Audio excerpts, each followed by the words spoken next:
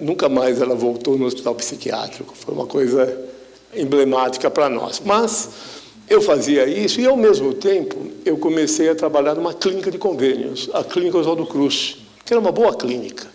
Eu comecei passando visitas, eu passava visita no pronto-socorro às 5h30 da manhã, para depois, às 8h, eu entrar como residente no Hospital das Clínicas.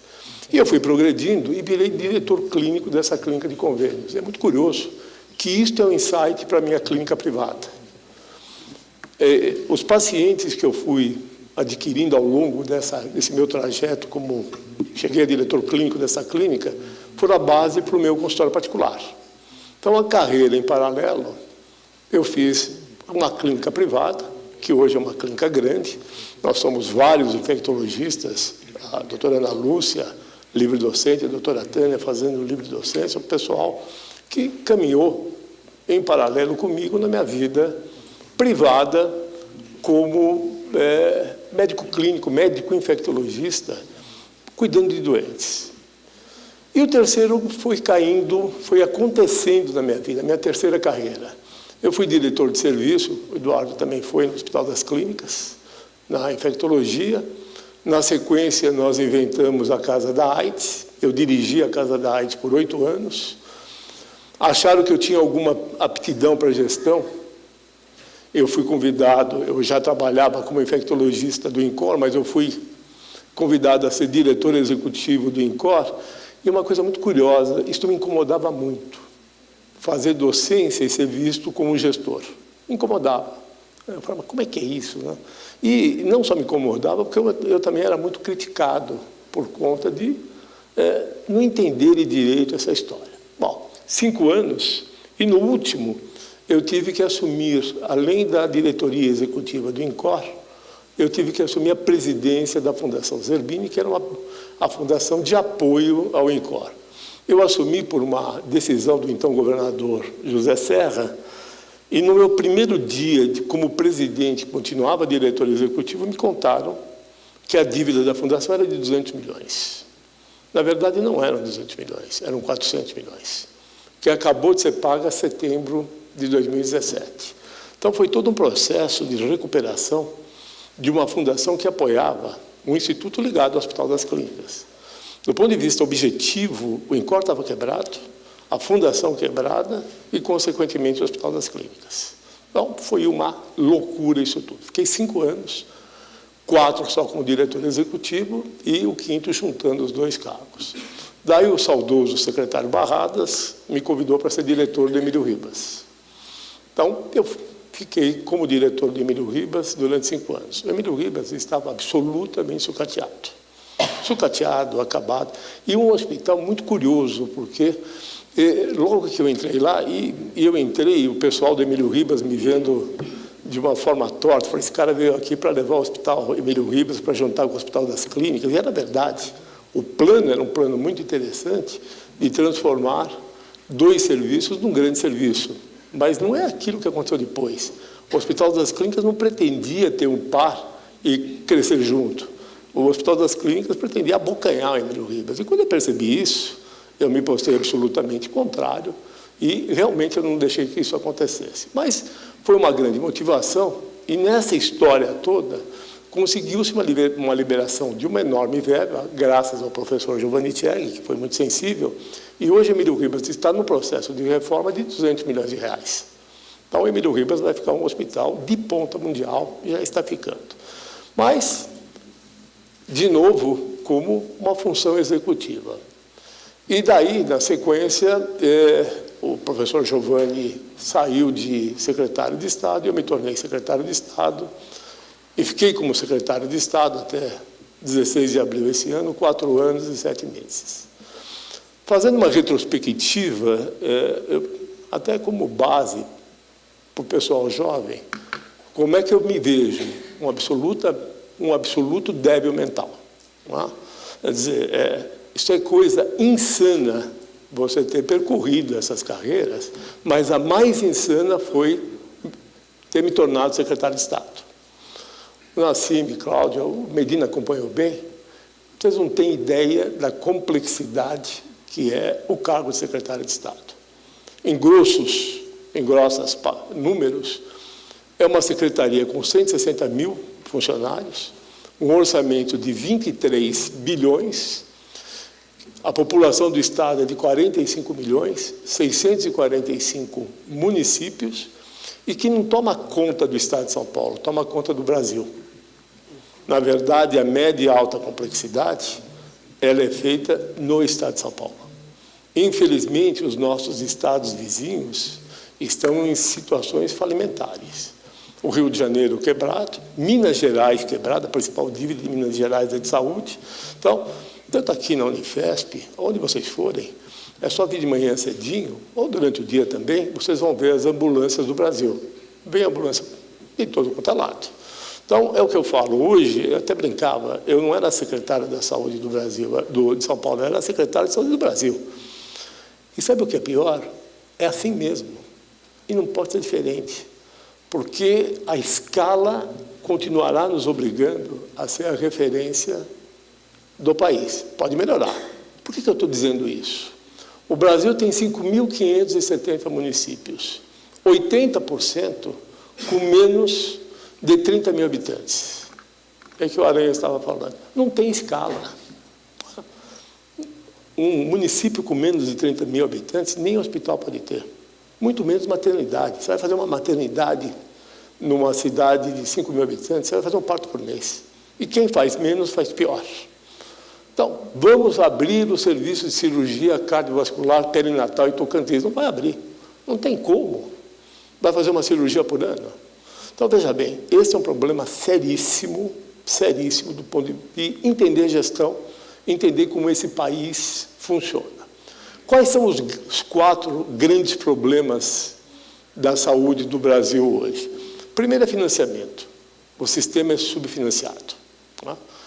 Custa muito mais do que nós recebemos. O exemplo típico é do Hospital São Paulo. O que o Hospital São Paulo passou, e eu acompanhei isso para e passo, é uma situação dramática para um secretário de Estado, porque eu tenho que convencer o governador que, na cabeça dele, o Hospital São Paulo é federal e não é bem assim, é uma outra história, que está subfinanciado e atua como grande competência. E você imobiliza o Hospital São Paulo, você imobiliza a Santa Casa de São Paulo, quer dizer, são 4 hospitais estratégicos, São Paulo, Santa Casa, Santa Marcelina e o Hospital das Clínicas.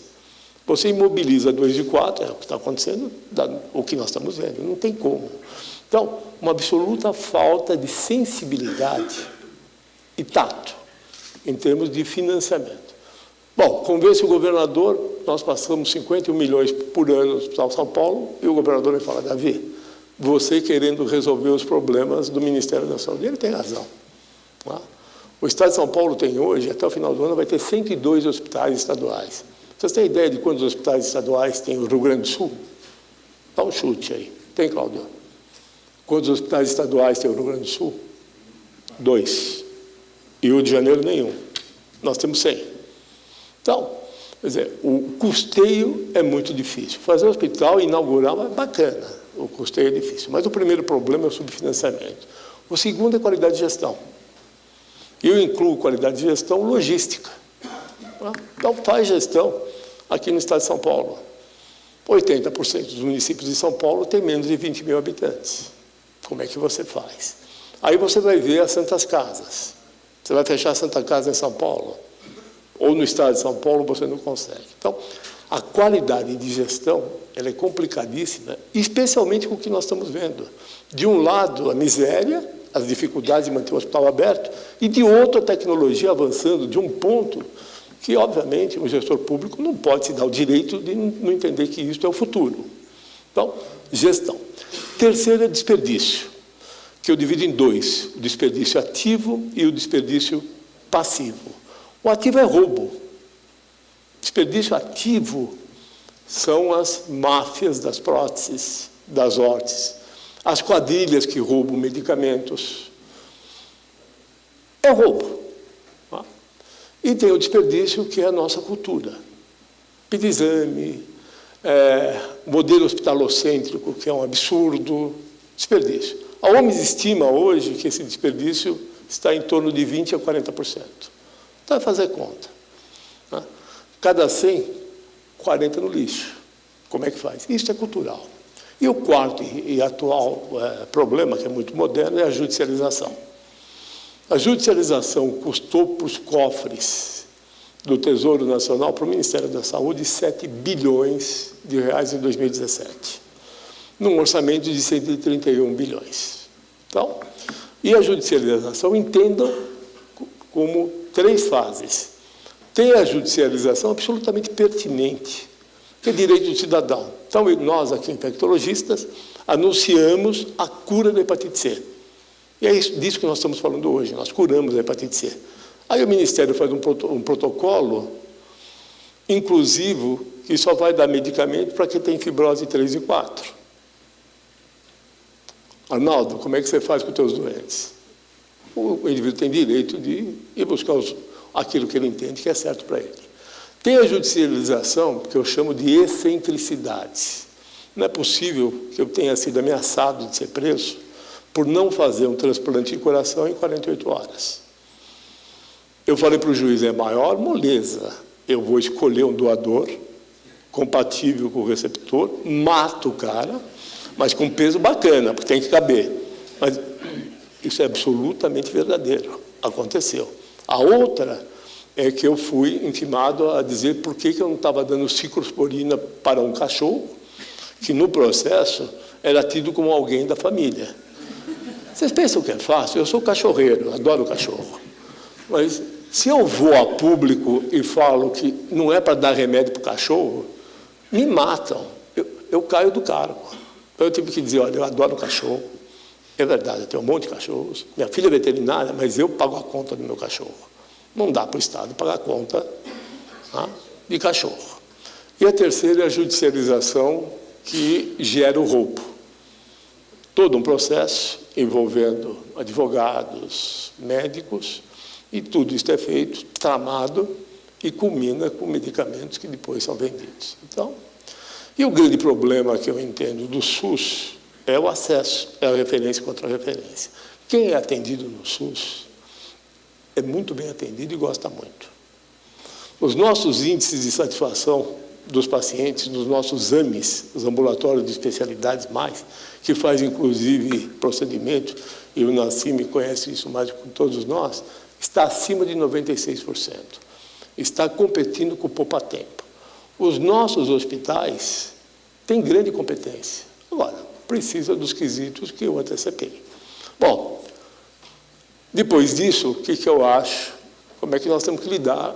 O que nós vamos falar para os nossos jovens? Eu sou um cara otimista. E eu continuo acreditando que é possível. Primeira coisa, nós temos que nos engajar.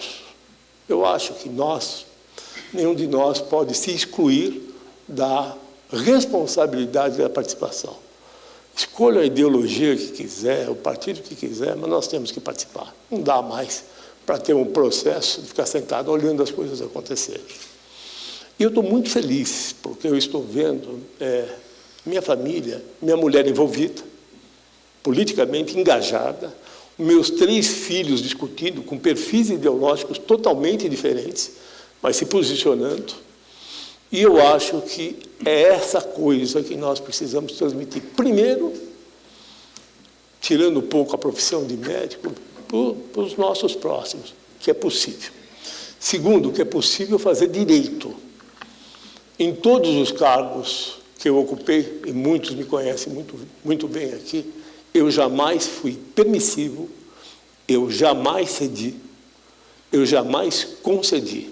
Esqueçam. Agora eu vou depor na CPI das OS, dia 29, e as pessoas acham que eu estou constrangido. Poucas vezes eu me senti tão entusiasmado. Sabe por quê? Eu vou dizer o que muita gente precisa ouvir. OS é uma coisa séria. OS é um avanço. O meu partido, eu sou um indivíduo de partido, eu sou do PSDB, o meu partido muitas vezes tem vergonha de defender o que fez certo. OS é um avanço. Não tem como comparar a administração direta com a organização social, pelos critérios que vocês quiserem. economicidade, entrada e saída de paciente, utilização de aparelhos, sala cirúrgica, o que quiser. Não é culpa da direta, a direta está amarrada em leis retrógradas que não tem como, ou você muda ou muda. Então, eu vou lá e vou dizer um monte de coisas. Vou dizer por que da CPI, como o Estado é sério, como as OS são sérias. Tem problemas, todo mundo tem problema, em qualquer sistema tem problemas. Não é? Nas autarquias tem problema, na administração direta, tudo tem problema. Agora, você pode melhorar. Agora, não desdizer um sistema que atende 47 milhões de pessoas. A saúde suplementar atende 47 milhões de pessoas. Você não pode excluir da discussão 47 milhões que são atendidas pela saúde suplementar e uma parte dessas pelas OS. Bom, finalizando, eu saí, estou lá na faculdade calmo, e aí o governador chama a mim, Cláudio Rotenberg e outros, para fazer o plano de governo, o programa de governo para o candidato Geraldo Alckmin. Tá? Então, é complicado, porque você tem que fazer um programa em cima de uma história antiga, mas você tem que mostrar o seu compromisso com o futuro, em cima de padrões éticos indiscutíveis. Então, nós estamos fazendo o programa e esse é o desenho. Quer dizer, o que deu certo, e muitas coisas deram certo no Estado de São Paulo. Eu fico vendo os debates. O debate de anteontem eu me irritei de uma... Eu não sabia se eu estava jogando pôquer, tá? Eu parei para ver, quase joguei a televisão, porque eu nunca vi. Ninguém consegue defender a saúde. Ninguém fala da saúde com a propriedade. A saúde de São Paulo não é que ela é boa, ela é muito boa. Ela é espetacular. Medina fala dos transplantes, dos avanços, então tem que ter coragem. Mas o que eu queria deixar como mensagem final, especialmente para os mais jovens, que é a grande maioria daqui, é otimismo. Eu acho que é possível. Eu acho que o Brasil ele pode dar certo. Tem parâmetros que são de fórum próprio. Não é? Eu sou filho de imigrantes e lutei muito, como meus pais, pelo dia a dia. Nada me caiu do céu. Tudo foi muito lutado para conseguir, foi uma briga do dia a dia. Mas eu acho que a disposição do nosso profissional da área de saúde. Eu entendo que hoje, qualquer indivíduo que se forme tem que saber gestão. Se não souber gestão, não toca a cozinha da casa dele. Mas, de qualquer forma, as pessoas têm que ter aquilo que elas querem ou aquilo que elas desejam. Agora, os preceitos são os mesmos. Correção, postura, ética, mas fundamentalmente otimismo. Muito obrigado.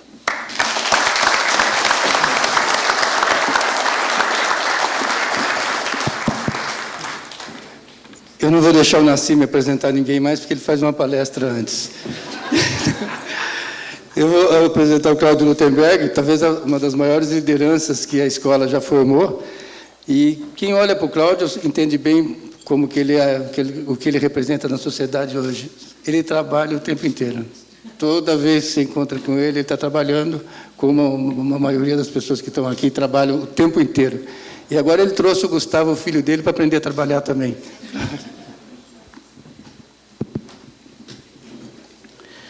Bom dia a todos e a todas. Quero dizer, primeiro, prazer de estar com vocês. E, particularmente, Medina, quando você fala trabalhar, não era eu que estava aqui ainda terceiro ou quarto anista, e tinha um médico que passava visita 1h, 2h. Então, se aprendi a trabalhar, foi muito com você. Não preciso dizer da alegria de estar com pessoas aqui. Aliás, todos amigos. Luiz Marcelo não sabe, mas sou paciente do irmão dele. E tenho uma enorme admiração pelo seu pai e por aquilo que você apresentou, a partir de agora também por você. E o orgulho que eu tenho, e fico feliz, primeira vez que meu filho vem aqui, sentado ao lado de uma pessoa que certamente é uma das pessoas que mais espírito público tem, que é o Rubens Belfort, um intelectual da área da saúde, um homem envolvido com as causas públicas, que abriu, aliás, espaço importante até na sua clínica privada, em favor da formação de uma geração de pessoas. Eu me sinto privilegiado de ter acompanhado durante muitos anos e quero expressar minha gratidão, Rubinho, por tudo que você fez pela minha vida. Eu vou contar um pouco a respeito daquilo que eu tenho passado nos últimos tempos e vou falar sobre o cenário daquilo que vocês propõem. Primeiro dizendo que eu acho que essa divisão do público e o privado talvez seja uma divisão, no meu entender, equivocada. Eu acho que a eficiência, a produtividade, os indicadores de qualidade, as medidas de performance, elas têm que existir em todas as áreas. E, aliás, aquilo que eu pude aprender para incorporar tanto na esfera privada, quando passei, após ter passado por um período relativamente curto como gestor público, e depois, quando também estive como gestor público, foi uma troca de experiências importantes. Eu garanto que a gente pode fazer muito.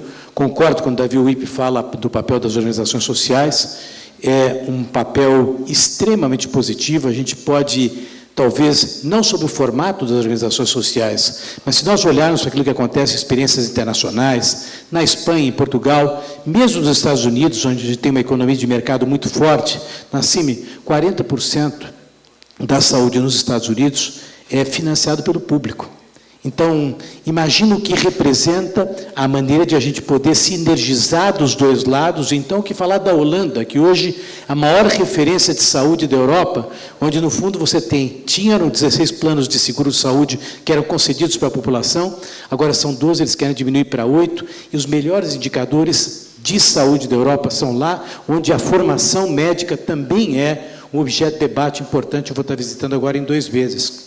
Recomendo que tiver a oportunidade de ver, porque vale a pena. Então, essa visão de a gente divide o público e o privado, eu acho que ela é equivocada, eu acho que a gente tem aqui buscar sinergias, e defendo, na verdade, cada vez mais, que o privado leve, lógico, com transparência, com controle social, com controles de maneira geral, mas eu acho que essa inserção mista, ela só pode reproduzir, porque aqui nós estamos para atender uma pessoa só, que é o cidadão. E o sistema ele é único, e, no fundo, ele contempla a existência dos dois sistemas. Na realidade, uma das fontes de inspiração de leitura que eu tenho tido ultimamente é Yuval Harari.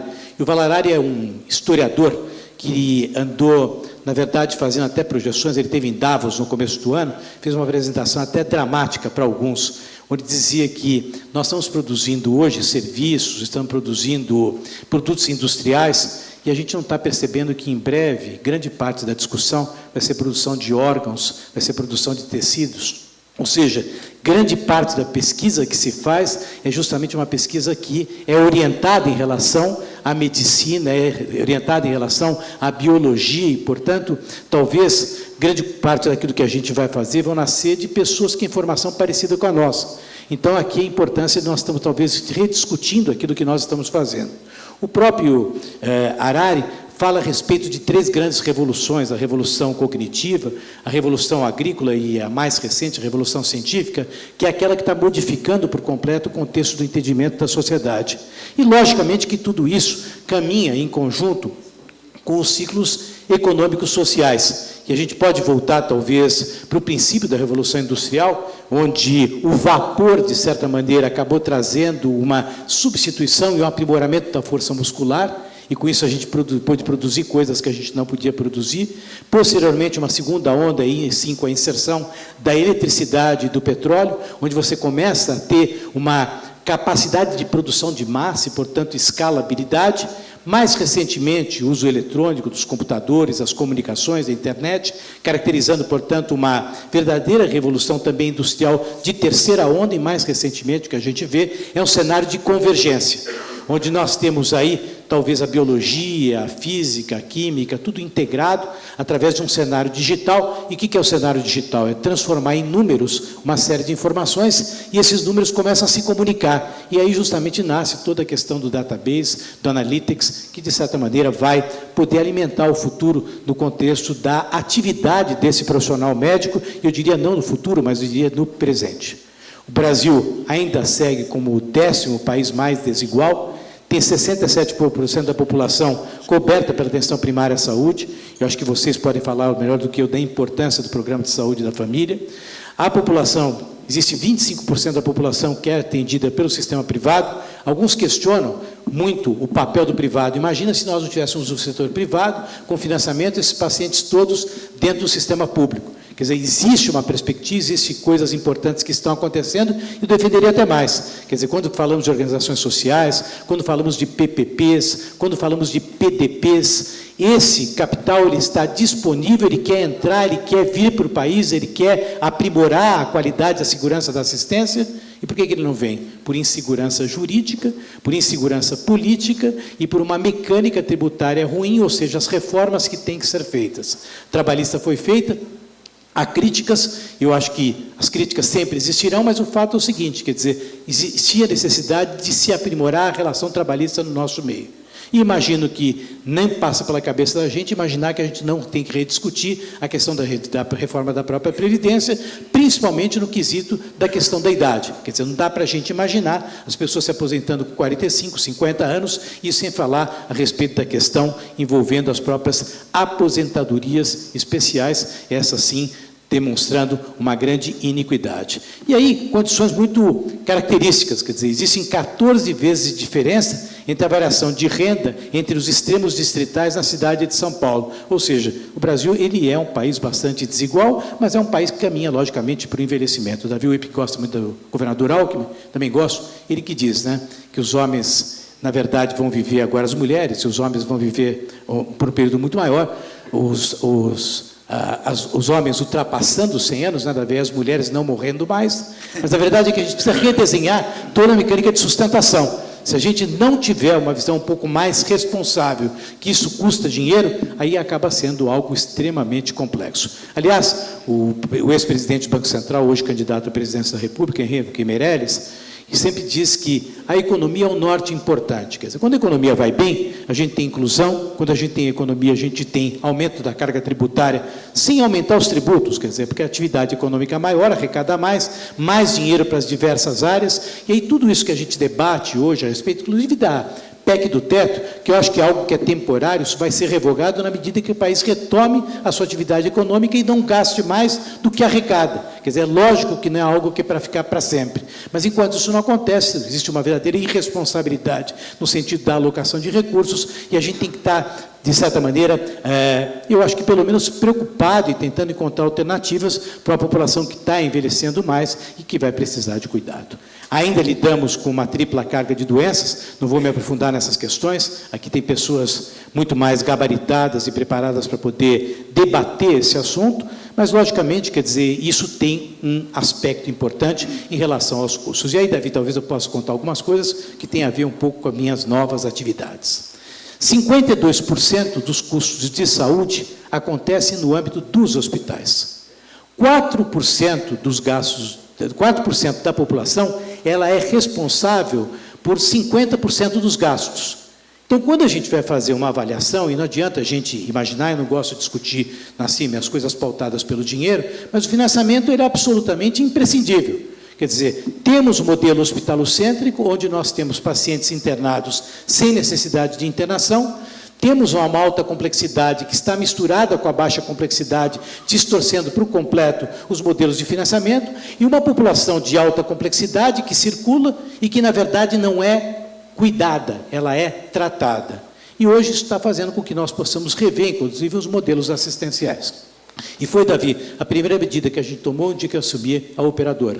Quer dizer, na verdade, eu não sou presidente da operadora, nós temos 3 grupos no grupo empresarial, a operadora, são 6 milhões de usuários, nós temos 34 hospitais e temos uma empresa na área de tecnologia que é a Optum. Então, a primeira coisa é o seguinte, não dá para a gente manter um relacionamento com a sociedade nos moldes que vêm ocorrendo. Médico tem que ser respeitado, médico tem que ser bem tratado, tem que ser bem remunerado, glosa tem que desaparecer, mas nós temos que buscar um modelo de gestão que possa aprimorar a qualidade da assistência com segurança e não privilegiando a mecânica remuneratória que nós temos hoje, que é uma mecânica que privilegia o desperdício e não o uso, o abuso e não o uso adequado dos recursos tecnológicos. Criamos os clubes de vida, já são hoje cerca de 80 clubes de vida, onde existe um processo na CIMI de coordenação de cuidado, e a sinistralidade da AMIO, a partir de então, começou a cair, e hoje a gente já tem uma companhia superavitária, isso em praticamente 1 ano e meio de atividade. E eu acredito que a gente pode fazer isso, e isso não é nada que a gente não aprende em medicina pública, não é nada diferente daquilo que a gente aprende aqui na Escola Paulista de Medicina e nos bons centros acadêmicos, que é uma racionalização. Se a gente não faz isso, o que acontece? Incremento tecnológico, variação do custo médico hospitalar em todos os lugares do mundo é pelo menos 2% acima da inflação da economia nominal, por conta do envelhecimento, por conta do incremento tecnológico e por conta principalmente da mecânica remuneratória. Nós somos remunerados pelo uso e não pelo desfecho. E essa mecânica ela vai ter que mudar, porque senão não há compromisso com o desfecho, com o resultado, e sim um compromisso com a produtividade. E produtividade não é produtividade, eu diria, numérica de procedimento. produtividade de gastar dinheiro, o que é um equívoco que a gente tem que rever isso de maneira o mais premente possível. Hoje tem uma discussão tremenda a respeito da questão do uso de banco de dados. Eu, toda vez que eu falar sobre isso, Davi, as pessoas dizem, mas você está contando uma realidade que é só para as cidades grandes. Não é verdade, tá? 500 cidades do país são responsáveis por 85% das moradias. Essas cidades, todas elas têm acesso à banda larga digital para a gente ter acesso à internet. Então, é verdade, existem locais onde a gente não tem acesso. Mas esses locais são facilmente resolvíveis na medida em que a gente gasta dinheiro. É lá que o governo tem que colocar recurso a fundo perdido. Mas para os grandes centros, evidentemente que a gente pode fazer isso e trabalhar na questão da utilização dos bancos de dados. Para que a gente tenha uma ideia, nos últimos 2 anos foram gerados mais dados do que durante todo o período da existência da própria humanidade. O iPhone 7 é 120 vezes mais rápido do que o primeiro iPhone lançado há 9 anos atrás. E a questão de a gente poder amplificar a questão da conectividade, quer dizer, aumentar, isso vai praticamente que triplicar até 2020. Portanto, a gente tem uma oportunidade enorme para a gente trabalhar com as questões do cenário digital. Eu não enxergo uma saúde, uma gestão de saúde que não tem esse tipo de requerimento. Hoje, no Brasil, nós já temos mais brasileiros, mais aparelhos celulares do que habitantes, já somos 116 milhões de usuários conectados, 65% da população acima de 10 anos já está online, e somos o país que mais passa tempo online, cerca de 9 horas por dia em média. Então, veja que loucura como as pessoas estão ligadas e, portanto, isso sem falar que somos os terceiros em usuários do Instagram, 4º em usuários do Facebook, sexto em usuários do Twitter. Quer dizer, a comunicabilidade é quase que instantânea. O Instagram está quase alcançando o próprio Facebook. Então, a gente certamente aí tem uma oportunidade para poder trabalhar e, certamente, com isso, melhorar a utilização dos usos dos dados na saúde. É fácil de fazer? Não. Por quê? Primeiro, porque grande parte do que a gente resolve em saúde é feito no balcão, ou seja, sem documentação nenhuma. Mas aquilo que é feito com documentação, diferentes prontuários, diferentes linguagens, através de técnicas de barragem, Emília, tudo isso pode ser consolidado. Então, não, esse sistema não conversa com aquele, não é verdade. Isso já está sendo resolvido, quer dizer, existe uma possibilidade de integrarmos. E eu acho que é importante que a gente lembre a própria reforma que o Obama fez quando assumiu a presidência nos Estados Unidos, foi uma grande reforma de natureza digital. Quer dizer, inclusive para as melhores remunerações de Medicare, Medicaid, a exigência que era feita era que justamente os hospitais tivessem a obrigatoriedade de disponibilizar determinados sistemas de informação até determinado nível de sofisticação. Então, a gente teria condições de poder integrar um pouco melhor esses dados. E, certamente, isso viria associado a um novo momento, a uma nova onda dentro da própria saúde. E aí nós temos uma série de tecnologias para serem disponíveis. Não quero nem debater as questões da telemedicina, eu acho que aí valeria talvez um pouco mais de sensibilidade, quer dizer, essa exigência de ter um médico de um lado, outro médico de outro lado, quer dizer, a gente já está um pouco grandinho, Davi, quando eu era pequeno eu chorava, quando ligava para o pediatra do outro lado, pelo tipo de choro, reconhecia a serotite, né? Quantos e quantos pacientes mandam fotografia de olho, Rubinho, para a gente, e a gente faz um diagnóstico com simplicidade. Quer dizer, precisa de um médico só para quê? Para ser fotógrafo? Quer dizer, eu acho que é um absurdo a gente olhar com uma certa seriedade isso. Eu acho que existem condições, eu acho que existem oportunidades, a telemedicina já vem acontecendo, e pior, está acontecendo para quem tem recurso, não para quem não tem recurso. Então, esse debate de ato médico, essa questão toda, eu acho que é uma coisa que a gente vai ter que olhar dentro de uma forma, talvez, não digo só liberal, eu acho que é mais real, quer dizer, mais dentro da necessidade do cidadão e não dentro da nossa necessidade. Porque quando a gente olha dentro da nossa necessidade, ao contrário do que coloca Weber, eu acho que aí sim